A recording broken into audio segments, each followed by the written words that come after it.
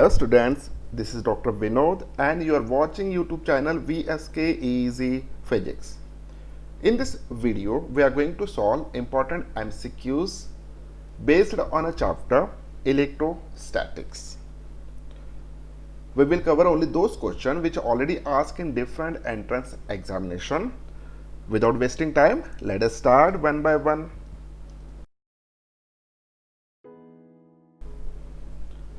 First question.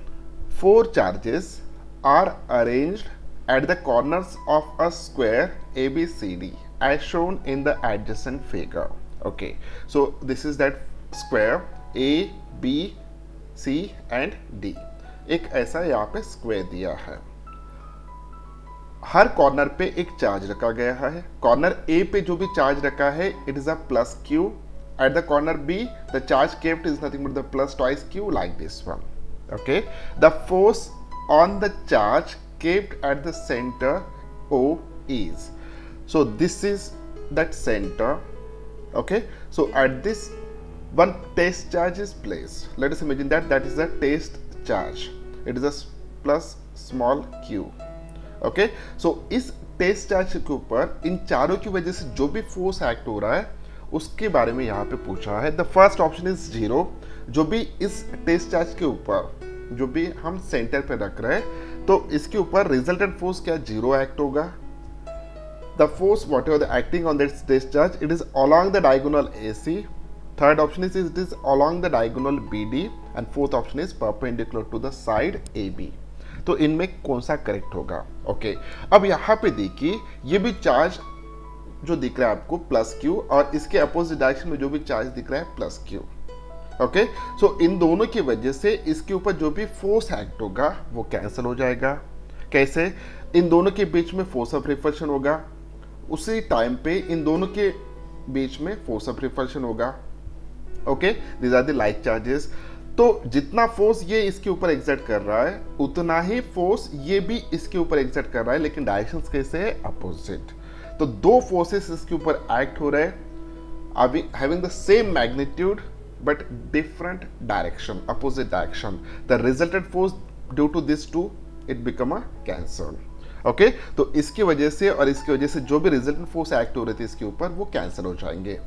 अब हम बात करते हैं इन दोनों चार्जेस की वजह से. अब देखिए जो भी बी कॉर्नर के ऊपर चार्ज रखा है उसी के कारण इस चार्ज के ऊपर, टेस्ट चार्ज के ऊपर जो भी फोर्स एक्ट होगा उसका डायरेक्शन कैसा होना चाहिए? The direction should be like this one.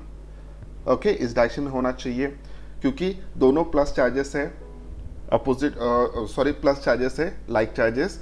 There is should be the force of repulsion. तो इसकी वजह से इसके ऊपर जो भी फोर्स एक्ट होगा वो इस डायरेक्शन में होगा, away from the charge. At the same time अगर हम बात करते हैं इस चार्ज का जो डी कॉर्नर पे रखा है तो इसकी वजह से इसके ऊपर जो भी फोर्स एक्ट होता है उसका भी डायरेक्शन कैसा होना चाहिए? सेम इसी डायरेक्शन में होना चाहिए. ओके, सो दोनों चार्जेस की वजह से ये चार्ज के ऊपर जो भी फोर्स एक्ट हो रहा है उसका रिजल्टेंट डायरेक्शन इस डायरेक्शन से होगा. So this is the direction along the diagonal BD. Okay, so ये B से लेके D है. This is the diagonal of this square. So इस डायरेक्शन में फोर्स एक्ट हो रहा है. Okay, resultant force, the force on the charge kept at the centre okay O is. The answer होना चाहिए along the diagonal BD. This is the correct option. क्या वो zero होगा? The answer is that no. इन दोनों के कारण resultant force यहाँ पे कैंसिल हो जाएगा. रिजल्टेंट फोर्स की वैल्यू जीरो होगा, लेकिन इन दोनों की वजह से जो भी फोर्स एक्ट हो रहा है वो एक ही डायरेक्शन में एक्ट हो रहा है तो जीरो नहीं होगा. अलोंग द डायगोनल AC होगा क्या? So answer is no. So it is along the diagonal BD. This is the correct answer.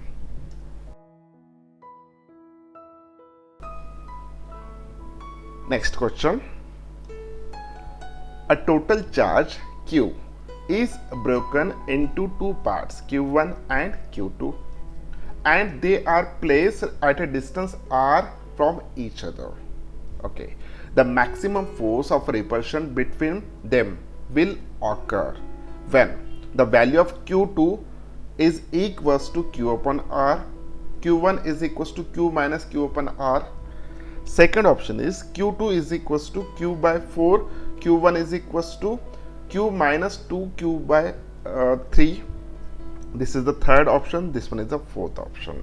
Okay, तो हमें एक चार्ज दिया गया है यहाँ पे, उस चार्ज को हमें डिवाइड करना है टू पार्ट्स में, Q1 एंड Q2। तो उन दो चार्जेस में जो भी फोर्स ऑफ रिपल्शन हो रहा है वो मैक्सिमम कब होगा, ये क्वेश्चन है। ओके, अब मान के चलिए कि पहला चार्ज है Q1, द सेकंड चार्ज है Q2, और उन दोनों चार्ज में का डिस्टेंस जो भी है it is equals to R। अब यहाँ पे जो भी रिजल्टेंट फोर्स एक्ट होता है वो फोर्स किसके ऊपर डिपेंड होगा, वो हम बात कर लेते हैं पहले। The resultant force according to Coulomb's law it is equals to 1/4 pi epsilon not into Q1 into Q2 upon R square. Okay, यहाँ पे कैपिटल R स्क्वायर आएगा, it is R square. Okay, अब यहाँ पे देखिए जो भी फोर्स एक्ट हो रहा है वो फोर्स किसके ऊपर डिपेंड रहेगा, वो फोर्स डिपेंड रहेगा, it is directly proportional to the product of both the charges, it is inversely proportional to the square of the distance between this two charges. अब हम यहाँ पे जो भी प्रॉब्लम दिया है यहाँ पे, इसके हिसाब से देखिए, एक चार्ज दिया गया, मान के चलिए जिसकी वैल्यू हम कंसिडर करते हैं 10 कूलम। ओके, 10 कूलम इतना चार्ज कंसिडर कर रहे हैं। अब इसके हमें दो पार्ट्स करने हैं, उसको ब्रेक करना है। ओके, सो उसको ब्रेक अगर करते हो तो Q1 की वैल्यू और Q2 की वैल्यू कैसे हो सकता है वो हम देखेंगे। सो Q1 की वैल्यू 1 कूलम रख सकते हैं हम, Q2 की वैल्यू हम 9 कूलम रख सकते हैं। इन दोनों का एडिशन कितना होगा, 10 कूलम होगा। इसकी वैल्यू हम 2 कूलम रख सकते हैं, इसकी वैल्यू हम 8 कूलम रख सकते हैं, इसकी वैल्यू हम 3 रख सकते हैं, इसकी वैल्यू 7 रख सकते हैं, इन दिस वे। तो यहाँ पे अगर हम बात करते हैं तो पॉसिबिलिटी कितना है देख लेते हैं, 4 6 5 5, उसके बाद रिवर्स यहाँ पे 6 4, in this way it's goes on. Okay, अब यहाँ पे देखिए, अगर यहाँ पे जैसे कि बात करें जो भी फोर्स एक्ट होगा इन दोनों के बीच में, that force is proportional to the product of their charges, यानी यहाँ पे F जो भी होगा force between this two charges it is proportional to the product of their charges. अब अगर प्रोडक्ट ज्यादा है, क्योंकि सभी इसमें डिस्टेंस तो हम सेम रखने वाले हैं और ये भी कांस्टेंट वैल्यू है, तो फोर्स किसके ऊपर डिपेंड होगा, इन दोनों के प्रोडक्ट के ऊपर। अगर इन दोनों का प्रोडक्ट की वैल्यू मैक्सिमम आता है तो उस केस में फोर्स की वैल्यू मैक्सिमम होगा। तो अब हम देखते हैं, फर्स्ट पेयर लेते हैं 1 एंड 9 कूलम, तो इन दोनों का प्रोडक्ट कितना आएगा, इट इज इक्वल्स टू 9। इन दोनों का प्रोडक्ट कितना आएगा, इट इज इक्वल्स टू 18। इन दोनों का प्रोडक्ट कितना आएगा, अगर हम ए पेयर लेते हैं तो इन दोनों का प्रोडक्ट आएगा 21। ओके, प्रोडक्ट की वैल्यू बढ़ते जा रहा है, दिस बिकम 24। अगर हम बात करते हैं जब हम 5 5 रखते हैं दोनों का वैल्यू, तो उस वक्त जो भी प्रोडक्ट है इट बिकम 25। अगेन पेयर यहाँ पे रिवर्स हो रहा है तो यहाँ पे 24। अब देखिए, हमें ऐसे दो चार्जेस लेने हैं, ओके, Q1 एंड Q2, कि दिन दो क्या प्रोडक्ट की वैल्यू कैसा होना चाहिए, मैक्सिमम। अगर प्रोडक्ट की वैल्यू मैक्सिमम होता है तब जाके ही चार्जेस की value, sorry, force between that two charges की वैल्यू कैसा होना चाहिए, मैक्सिमम। तो यहाँ पे कौन सा पेयर यहाँ पे सेटिस्फाई हो रहा है, तो दिस वन, क्योंकि इन दोनों का प्रोडक्ट की वैल्यू सबसे ज्यादा है। अब यहाँ पे देखिए, हमने इसकी वैल्यू कितना किया, हाफ, इसकी वैल्यू कितना किया, हाफ। जो भी चार्ज दिया था उसका हमने अगर दो टुकड़े इक्वल अमाउंट में अगर डिस्ट्रीब्यूट करते हैं तो उन दोनों चार्जेस में फोर्स की वैल्यू सबसे ज्यादा होगा। तो मेरे हिसाब से यहाँ पे ऑप्शन जो भी है D option is correct one.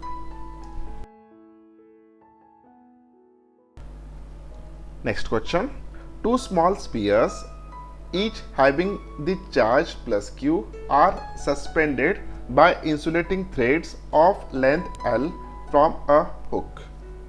This arrangement is taken in space where there is no gravitation effect and वहाँ पे acceleration due to gravity की value कितना होना चाहिए, 0.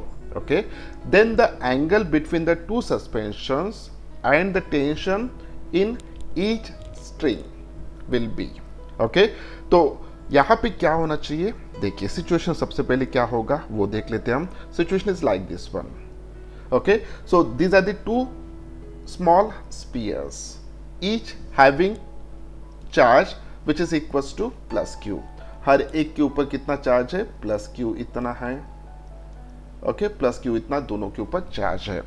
अब यहाँ पे जहाँ पे हम एक्सपेरिमेंट कर रहे हैं वहाँ पे एक्सेलरेशन ड्यू टू ग्रेविटिक इफेक्ट नहीं है, कोई भी ग्रेविटेशनल फोर्स एक्ट नहीं होगा इन स्पेस के ऊपर. तो यहाँ पे क्या होगा? यहाँ पे सिर्फ और सिर्फ इलेक्ट्रोस्टैटिक फोर्स एक्ट होगा.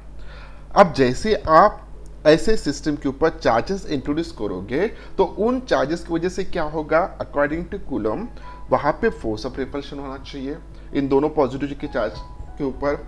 अब ये फोर्स ऑफ रिपल्शन के कारण क्या होगा? ये जो भी स्पीयर है having the positive charge plus Q, ये इस साइड आएगा और ये इस साइड जाएगा. ओके, तो ये आफ्टर फोर्स जब एक्ट हो रहा है तो उसके बाद का सिचुएशन कैसा होगा? The situation is like this one. Okay, ये दोनों इस पोजीशन पे आना चाहिए क्योंकि ग्रेविटेशनल फोर्स एक्ट नहीं हो रहा है वहां पे. सिर्फ और सिर्फ कौन सा फोर्स एक्ट हो रहा है? Electrostatic force. और उस फोर्स के कारण वो जितना मैक्सिमम एक में से सेपरेट हो सकते हैं उतना वो यहाँ पे सेपरेट हो रहा है. ओके, अब यहाँ पे देखिए अगर हम थ्रेड का लेंथ लेते हैं L, सो यहां से लेके यहां तक का लेंथ कितना होगा? L. यहां से लेके यहां तक का लेंथ कितना होगा? L. ऐसा इमेजिन करके चलिए कि ये जो स्पीयर है बहुत ही स्मॉल कंसिडर कर रहे हैं. ओके, डिस्टेंस हमें यहां से लेके सेंटर तक लेना पड़ता है. ओके, तो यहाँ पे अब देखिए दो स्पीयर्स के बीच में डिस्टेंस कितना है? L plus L, that is twice L. इसके ऊपर चार्ज कितना है? It is equals to plus Q. इसके ऊपर चार्ज कितना है? It is equals to plus Q. Okay, तो दोनों स्पीयर्स के ऊपर का चार्ज हमें पता है, दोनों में का सेपरेशन डिस्टेंस पता है, तो दोनों में जो भी फोर्स एक्ट होगा वही होगा इसमें टेंशन. इस स्ट्रिंग में इतना टेंशन प्रोड्यूस होगा. ओके, सो इलेक्ट्रोस्टैटिक फोर्स कितना एक्ट हो रहा है वो हम फाइंड आउट कर लेते हैं. The electrostatic force between this two it is equals to 1/4 pi epsilon naught into q into q, that is a q square upon r square है. what is the r? it is the separation distance between the two charges. लेकिन यहाँ पे separation distance कितना है? twice l. so twice l whole square हम यहाँ पे लेंगे. ओके, सो इतना इलेक्ट्रोस्टैटिक फोर्स अभी भी इन दोनों स्पेस में एक्ट हो रहा है. तो अब यहाँ पे जितना दोनों में के बीच में फोर्स एक्ट हो रहा है उतना ही इस स्ट्रिंग में क्या प्रोड्यूस होना चाहिए? टेंशन प्रोड्यूस होना चाहिए. सो जो भी टेंशन यहाँ पे प्रोड्यूस हो रहा है इस स्ट्रिंग में, that tension it is nothing but the this electrostatic force which is equal to 1/4 pi epsilon naught q square upon twice l square. अगर हम बात करते हैं कि दो स्ट्रिंग में का डिस्टेंस एंगल कितना है, सो ये दो स्ट्रिंग्स इस डायरेक्शन में आ रहे हैं हॉरिजॉन्टल डायरेक्शन में, तो इनमें जो भी एंगल बनेगा यहाँ पे, so it that angle is nothing but the it is equals to 180 degree. Okay, so option A is correct one.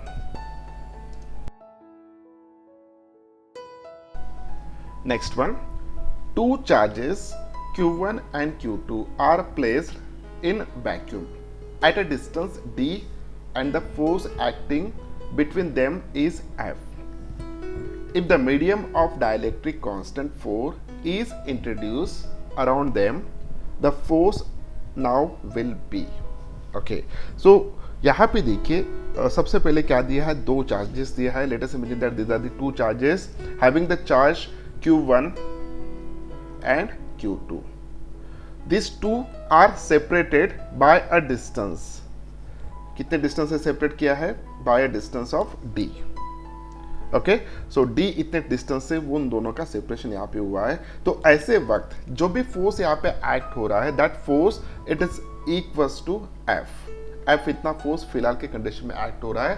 जब फर्स्ट चार्ज के ऊपर Q1 अमाउंट ऑफ चार्ज है, सेकंड चार्ज के ऊपर Q2 इतना अमाउंट ऑफ चार्ज है और दोनों का सेपरेशन डिस्टेंस है d. उस वक्त जो भी फोर्स एक्ट हो रहा है it is nothing but the F.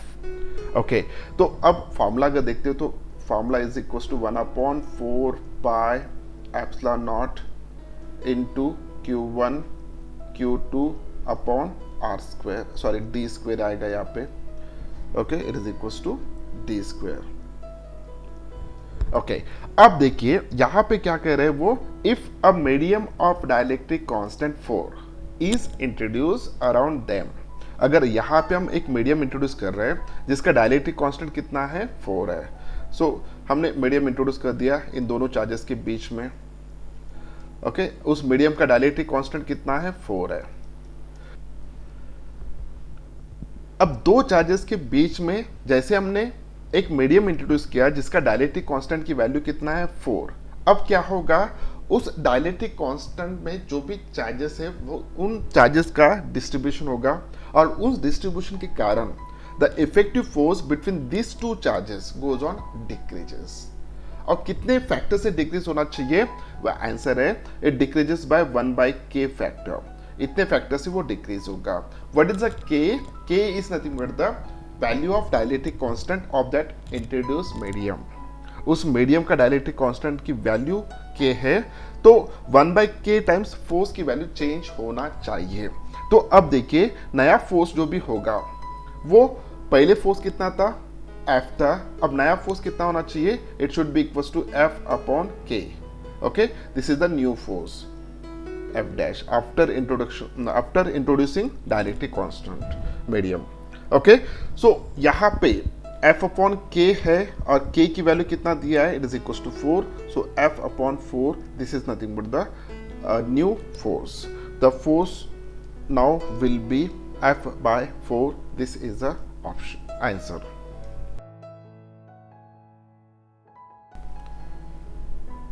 Next question, when 10^14 electrons are removed from a neutral metal sphere, the charge on the sphere becomes, the first option is 16 microcoulomb, second option is a -16 microcoulomb, third option is a 32 microcoulomb, and fourth option is nothing but the -32 microcoulomb. जब हम बात करते हैं एक neutral metal sphere की, okay, let us imagine that this is that neutral metal sphere. Now this is the neutral because in this sphere the total number of electrons and total number of protons are equal, okay. So the amount of negative charge and amount of positive charge inside this metal sphere is equal, therefore this sphere is electrically neutral. ये कैसा है, electrically neutral है। लेकिन अगर हम इस metal sphere में से जो न्यूट्रल है अभी, उसमें से अगर हम एक इलेक्ट्रॉन को रिमूव करते हैं, when we remove one electron from this neutral metal sphere, okay, so number of electrons and number of protons goes on disturb, यहाँ पे disturb हो रहे हैं। So inside the sphere, before removing this electron, the quantity of electrons and quantity of protons was same, okay. So जैसे हम एक electron को यहाँ से रिमूव कर रहे हैं तो यहाँ पे नंबर ऑफ प्रोटॉन्स की वैल्यू बढ़ेगा, नंबर ऑफ इलेक्ट्रॉन्स की वैल्यू 1 से कम होगा, ओके। तो अब जितना पॉजिटिव चार्ज है उससे थोड़ा कम नेगेटिव चार्ज है, तो इस स्फीयर के ऊपर कौन सा चार्ज आना चाहिए, पॉजिटिव चार्ज आना चाहिए। अब यहाँ पे अगर हम बात करते हैं, ओके, अगर हम इलेक्ट्रॉन्स 1 by 1 रिमूव कर रहे हैं तो डेफिनेटली इसके ऊपर कौन सा चार्ज आएगा, पॉजिटिव चार्ज आते जाएगा। हम कितने इलेक्ट्रॉन्स रिमूव कर रहे हैं, 10^14, ओके, कितने इलेक्ट्रॉन्स रिमूव कर रहे हैं, 10^14 इलेक्ट्रॉन्स रिमूव कर रहे हैं। तो टोटल कितना चार्ज वहां पे प्रोड्यूस होगा, तो ऑप्शन 2 ही है जो पॉजिटिव चार्ज प्रोड्यूस कर रहे हैं, तो ऑप्शन ए और ऑप्शन सी। तो अब एग्जैक्टली कितना चार्ज वहां पे प्रोड्यूस होगा, देखिए जब हमने एक इलेक्ट्रॉन को बाहर निकाला था उस वक्त इसके ऊपर कितना पॉजिटिव चार्ज क्रिएट हुआ होगा, आंसर है जितना हमने नेगेटिव चार्ज इसमें से रिमूव किया उतना ही पॉजिटिव चार्ज यहाँ पे क्रिएट हुआ होगा, ओके। सो अब एक इलेक्ट्रॉन अगर मैं निकालता हूं तो एक इलेक्ट्रॉन के ऊपर चार्ज कितना होता है, it is equal to -1.6 into 10⁻⁻19 coulomb, okay. अगर इतना नेगेटिव चार्ज इसमें से आप निकाल रहे हो तो डेफिनेटली इतना ही पॉजिटिव चार्ज उसके ऊपर क्रिएट होगा। लेकिन अब हम कितने इलेक्ट्रॉन्स निकाल रहे हैं, 10⁻14, ओके। सो टोटल चार्ज जो भी हम रिमूव कर रहे हैं that is equals to 10⁻14 multiplied by -1.6 into 10⁻−19। Okay, और ये निगेटिव साइन इसका है। ओके, सो 10⁻14 10⁻−19, ओके, कितना होना चाहिए 10⁻5, sorry 10⁻−5, so -1.6 into 10⁻−5 coulomb. This is equals to -16 into 10⁻⁻6 coulomb. This is equals to -16 in micro coulomb. So हमने इतना चार्ज उसमें से निकाला है, ओके, इसमें से रिमूव किया है हमने इतना चार्ज। जितना चार्ज हमने रिमूव किया है उतना ही वहाँ पे प्रोड्यूस होगा, लेकिन वो कौन सा होना चाहिए, पॉजिटिव। सो यहाँ पे कितना चार्ज प्रोड्यूस होगा, +16 micro coulomb. So this is the amount of charge which is produced on this metal sphere. Okay, it is the answer is option A.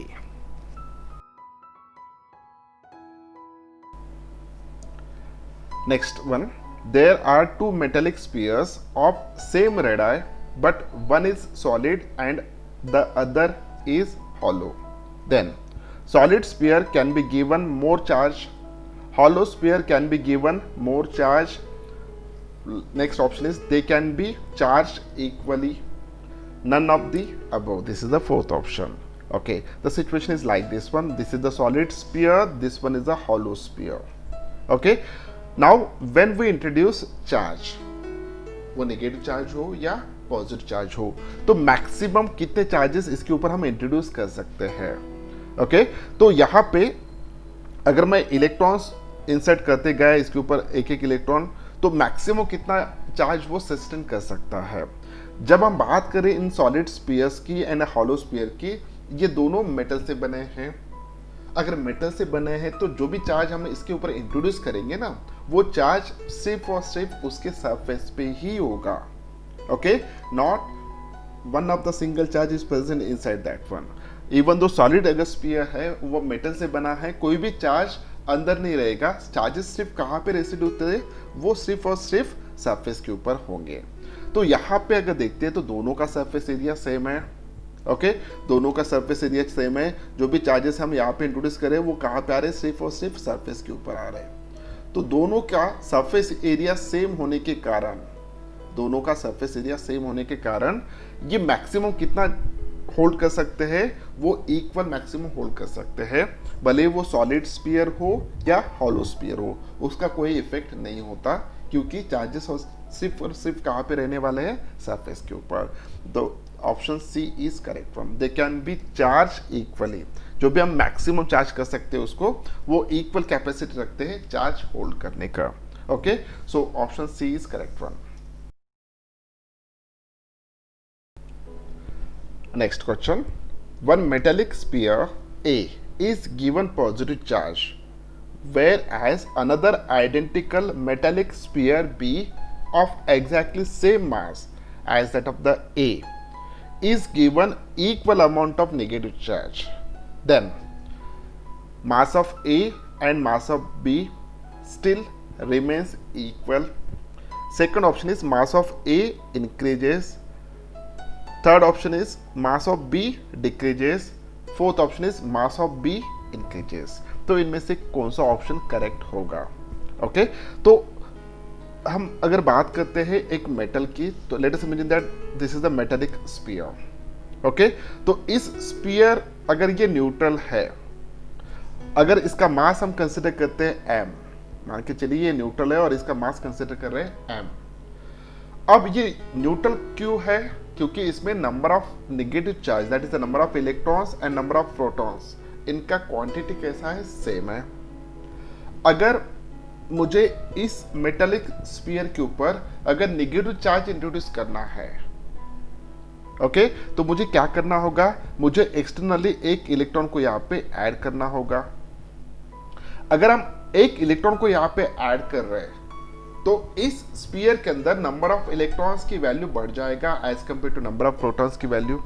Okay, तो इस स्फीयर के ऊपर नेगेटिव चार्ज प्रोड्यूस करने के लिए मुझे एक इलेक्ट्रॉन यहाँ पे इंट्रोड्यूस करना पड़ रहा है। अगर जब हम एक इलेक्ट्रॉन को इंट्रोड्यूस कर रहे हैं तो डेफिनेटली उस इलेक्ट्रॉन का मास है 9.1 इंटू 10⁻³ किलोग्राम, सॉरी जो भी वैल्यू मैं बता रहा हूँ किलोग्राम में है, ओके, 9.1 इंटू 10⁻³ kg। तो इतना मास वहां पे ऐड हो रहा है। अब इस स्पीयर को नेगेटिव तो कर रहे हैं लेकिन साथ में उसका मास भी बढ़ रहा है, okay.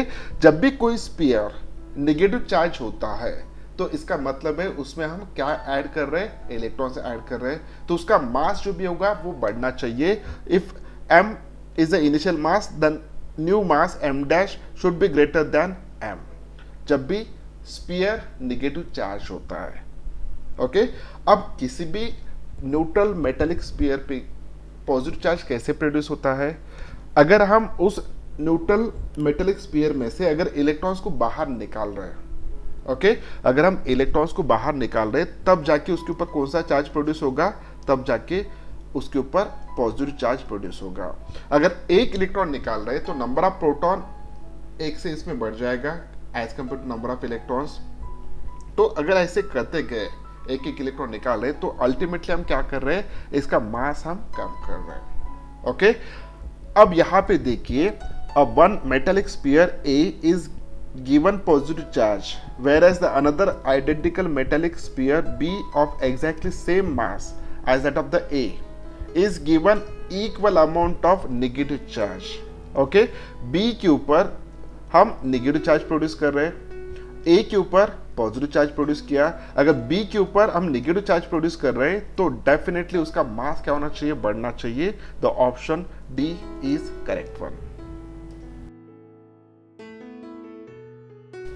Next question, a body can B negatively charged bye, जैसे कि हमने अभी डिस्कस किया था, इसमें से क्या ऑप्शन हो सकता है, देखिए first option is given giving excess of electron to it, removing some electron from it, giving some of protons to it, removing some of neutrons from it. अब यहाँ पे देखिए, जब भी चार्ज प्रोड्यूस होता है किसी भी ऑब्जेक्ट के ऊपर, आपको हमेशा याद रखना है वो प्रोड्यूस होगा सिर्फ और सिर्फ एक्सचेंज ऑफ इलेक्ट्रॉन के कारण। प्रोटॉन्स तो न्यूक्लियस के अंदर है, ओके, प्रोटॉन्स को हम इजीली रिमूव नहीं कर सकते। अब यहाँ पे चार्ज जो भी प्रोड्यूस होगा किसी भी मेटल के ऊपर तो वो प्रोड्यूस होगा सिर्फ एक्सचेंज ऑफ इलेक्ट्रॉन के ऊपर। अगर एक न्यूट्रल कोई मेटल सरफेस है, ओके, इसके ऊपर अगर हम नेगेटिव चार्ज इंट्रोड्यूस करना है तो इलेक्ट्रॉन्स को इसके ऊपर हमें इंट्रोड्यूस करना होगा।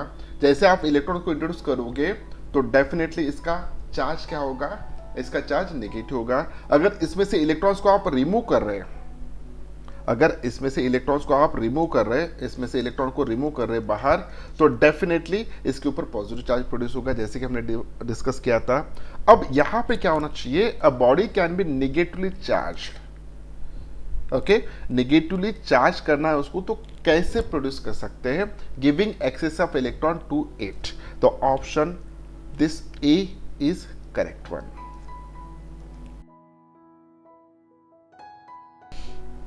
Next question, a soap bubble is given a negative charge, then its radius decreases, increases, remains unchanged, nothing can be predicted as information is insufficient, okay।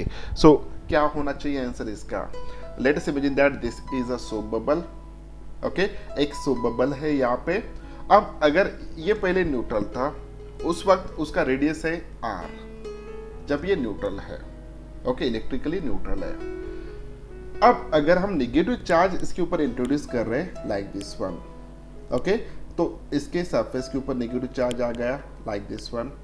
जैसे हमने इसके ऊपर नेगेटिव चार्ज इंट्रोड्यूस किया उस वक्त क्या होगा, तो ये नेगेटिव चार्ज इस नेगेटिव चार्ज के ऊपर फोर्स ऑफ रिपल्शन क्रिएट करेगा, ये नेगेटिव चार्ज इसके ऊपर फोर्स ऑफ रिपल्शन क्रिएट करेगा, यानी सभी चार्जेस एक में के दूर जाना चाहेंगे, ओके।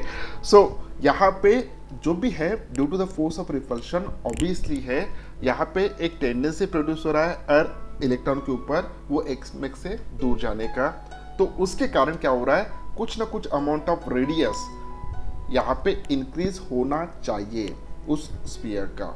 ओके, सो यहाँ पे देखिए option B is correct one, radius should be increase. A soap bubble is given a negative charge, then its radius goes on increases due to the repulsion of electrons which are present on the surface.